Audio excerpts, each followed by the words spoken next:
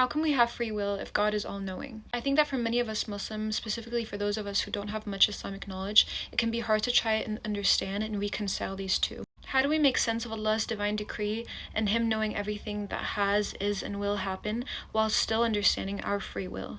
I think the first thing that we have to set straight is that this isn't a paradox.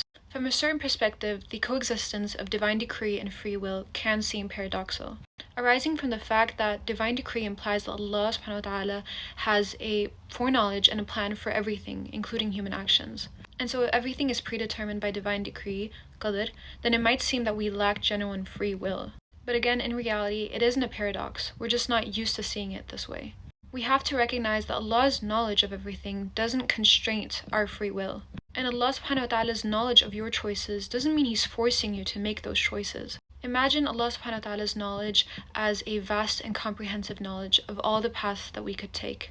He knows what choices we'll make, but those choices are still our own. And you may ask, how so? That's because Allah subhanahu wa ta'ala exists outside of time. This basically means that Allah subhanahu wa ta'ala's knowledge isn't bound by past, present, and future, because time as we know it is a creation of Allah. Allah subhanahu wa ta'ala exists outside of time, much like an observer who can see a whole timeline of events simultaneously, unlike us where we have to go through it sequentially, or like through the motions. To give an analogy, think of Allah subhanahu wa ta'ala as an author, and this dunya, this worldly life, as a choose-your-own-adventure book that Allah has created for each of us to go through and read.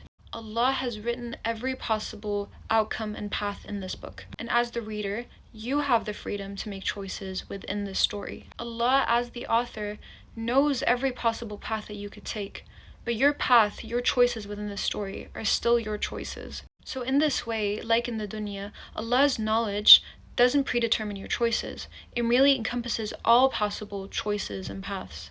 And Allah's knowledge doesn't interfere with your freedom to make choices within this dunya. So like in this analogy, free will and Allah's knowledge can and does coexist without contradiction. Allah's omniscience, Allah's knowing everything, doesn't negate your ability to make your own choices in this life, with His permission, of course.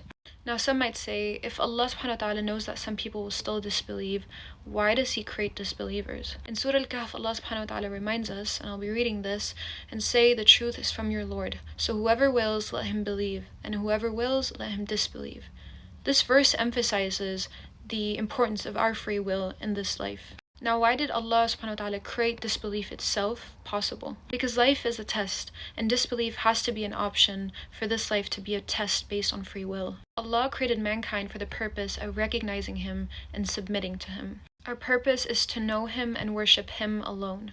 Allah doesn't necessarily predestine a disbeliever or any other person to hell or heaven. Let's call this disbeliever John Doe, to give an example. Allah subhanahu wa ta'ala, in His vast knowledge, knows that John Doe, who has free will commit actions that will send him to hell. But Allah subhanahu wa ta'ala doesn't force John to commit these sins. Allah subhanahu wa ta'ala's knowledge is so vast that He knows well in advance what John will do. After all, He was the one who created him, so surely He knows John, then John knows himself. We have to have a sense of accountability and responsibility. In the end, we're accountable for our own actions.